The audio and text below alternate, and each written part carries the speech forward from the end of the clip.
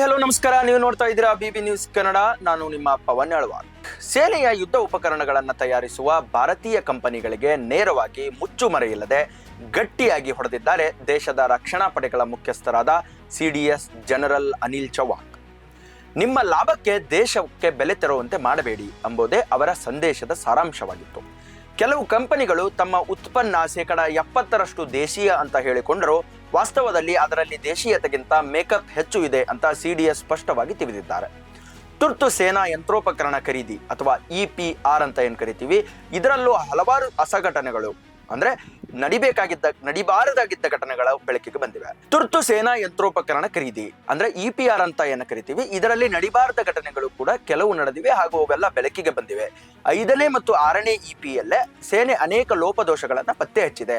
ಕಂಪನಿಗಳು ಕಾಗದದಲ್ಲಿ ಭರವಸೆಯನ್ನ ಬರೀತಾರೆ, ಆದ್ರೆ ಯುದ್ಧ ಭೂಮಿ ಸಮಯಕ್ಕೆ ಬಂದ್ರೆ ಸಾಮಾನು ಸರಿಯಾಗಿ ಬರೋದಿಲ್ಲ. ಈ ಕಂಪನಿಗಳು ಸೇನೆಯ ಜೊತೆ ವ್ಯವಹಾರ ಮಾಡ್ತಿದ್ದಾರೆ ಎಂಬುದು ಮರೆತು ಯಾವಾಗ ಕೊಡ್ತೀರಾ ಎಂಬ ಪ್ರಶ್ನೆ ಕೇಳಿದಾಗ ಮಾಯವಾಗುವ ಸ್ಥಿತಿ ಬಂದೊದಗಿದೆ. ಎಸ್ ಸ್ನೇಹಿತರೆ, ಸೇನೆ ಕೇಳಿದ ಸಮಯಕ್ಕೆ ಉಪಕರಣ ಸಿಗೋದಿಲ್ಲ ಅಂದ್ರೆ ಅದು ವಿಳಂಬ ಅಲ್ಲ, ಅದು ದೇಶಕ್ಕೆ ಅಪಾಯವೆಂಬುದು ಸಿಡಿಎಸ್ ಚೌಹಾಣ್ ರವರ ನೇರವಾಗಿ ಎಚ್ಚರಿಕೆಯ ಸಂದೇಶ ಆಗಿತ್ತು. EP ಅಂದ್ರೆ ಏನು? ಸೇನೆ ತುರ್ತು ಪರಿಸ್ಥಿತಿಯಲ್ಲಿ ರಕ್ಷಣಾ ಸಚಿವಾಲಯದ ದೀರ್ಘ ಪ್ರಕ್ರಿಯೆಗಳನ್ನ ಅಂದ್ರೆ ಈ ಪ್ರೋಟೋಕಾಲ್ಗಳನ್ನ ಅಪ್ರೂವಲ್ಗಳನ್ನ ಮೀರಿ ಎಲ್ಲವನ್ನ ಬದಿಗೊತ್ತಿ 300 ಕೋಟಿ ರೂಪಾಯಿವರೆಗೆ ತಕ್ಷಣದ ಉಪಕರಣಗಳನ್ನ ಖರೀದಿಸಬಹುದಾಗಿರುವ ಹಕ್ಕೆ ಈ EP ಅಂದ್ರೆ ಎಮರ್ಜೆನ್ಸಿ ಪ್ರೊಕ್ಯೂರ್ಮೆಂಟ್ ಅಂತ. ಆದ್ರೆ ಈ ಸುಗಮ ವ್ಯವಸ್ಥೆಯನ್ನ ಕಂಪನಿಗಳು ದುರುಪಯೋಗ ಪಡಿಸಿಕೊಂಡು ವರ್ಷನ್ ಅಪ್ಗ್ರೇಡ್ ಅನ್ನೋ ಒಂದು ತೋರ್ಪಡಿಕೆಯ ಕೆಲಸವನ್ನ ನೆಪ ಮಾಡಿಕೊಂಡು ತಡ ಮಾಡ್ತಿದ್ದಾರೆ ಎನ್ನುವುದು ಸೇನೆಯ ಅಸಮಾಧಾನ. ದೆಹಲಿಯಲ್ಲಿ ನಡೆದ ಕಾರ್ಯಕ್ರಮವೊಂದರಲ್ಲಿ ಸಿಡಿಎಸ್ ಚೌಹಾಣ್ ಕಂಪನಿಗಳ ಕಿವಿ ಎಳೆದಿದ್ದಾರೆ. ಇನ್ನೂ ಗಟ್ಟಿಯಾಗಿ, ನೀವು ಹೇಳುವ ದೇಶೀಯತೆ ಸುವರ್ಣ ಪುಷ್ಪ ಅಲ್ಲ, ನಾವು ಗ್ರೌಂಡ್ ರಿಯಾಲಿಟಿ ನಮಗೆ ಗೊತ್ತಿದೆ. ಸುಳ್ಳು ಹೇಳುವ ಮೊದಲು ಯೋಚನೆ ಮಾಡಿ. ನೀವು ವ್ಯವಹಾರ ಮಾಡೋದು ಬಲಿಷ್ಠ ಭಾರತೀಯ ಸೇನೆಯ ಜೊತೆ. ನಾವು ನೀಡುವ ಒಪ್ಪಂದವನ್ನ ನೀವು ಪಾಲಿಸಲೇಬೇಕು. ದೇಶದ ರಕ್ಷಣೆಯಲ್ಲಿ ಟೆಕ್ನಾಲಜಿ ಫೇಲ್ಯೂರ್ ಅನ್ನೋದು ಕ್ಷಮೆಗೆ ಸಾಧ್ಯತೆನೇ ಇಲ್ಲ. ಟೆಕ್ನಾಲಜಿ ಫೇಲ್ಯೂರ್ ಆಗಬಾರ್ದು. ಇದು ದೇಶಕ್ಕೆ ಸಂಬಂಧಪಟ್ಟ ನ್ಯಾಷನಲ್ ಸೆಕ್ಯೂರಿಟಿಗೆ ಸಂಬಂಧಪಟ್ಟ ವಿಷಯ ಆಗಿದೆ. ಜಾಗತಿಕ ಮಾರುಕಟ್ಟೆಯಲ್ಲಿ ಬೇಕಾದ್ರೆ ನಿಮ್ಮ ಸ್ಪರ್ಧೆ ಮತ್ತು ಸಾಮರ್ಥ್ಯದ ಬಲವನ್ನು ತೋರಿಸ್ಕೊಳ್ಳಿ. ಮೇಕ್ ಇನ್ ಇಂಡಿಯಾ ಹೆಸರಿನಲ್ಲಿ ಸೇನೆಗೆ ಬೆಲೆ ತೆರುವ ಪ್ರಶ್ನೆ ಬರಬಾರದು, ಆ ಪ್ರವೃತ್ತಿಯನ್ನ ಬೆಳೆಸ್ಕೋಬಾರದು ಅಂತ ಸಿಡಿಎಸ್ ಹಿಡಿದಿದ್ದಾರೆ. ಏನ್ ಹೇಳಿದ್ರು ಸಿಡಿಎಸ್ ತಮ್ಮ ಭಾಷಣದಲ್ಲಿ ಅನ್ನೋ ವಿಡಿಯೋ ಇಲ್ಲಿದೆ ನೋಡಿ. What is our expectation from the industry?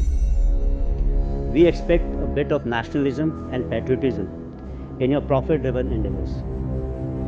I'm given to understand actually, the army was telling me that they've been scouting around for 5th and 6th EP procurements. Most of the people have overpromised things and they fail to deliver in that time frame. Now this is unacceptable. Defense reforms is not a one-way street. Industry will have to be truthful about their capabilities to us. You can't leave us in a loss. Sign a contract and you don't deliver at that particular time. It's the capability that is being lost. You have to be truthful about your indigenous capabilities. There could be security related. A lot of industries say, okay, this is 70%, but actually if you find out it is not. So you have to be truthful in this because it is related to its questioning matters of security. You will have to be cost competitive.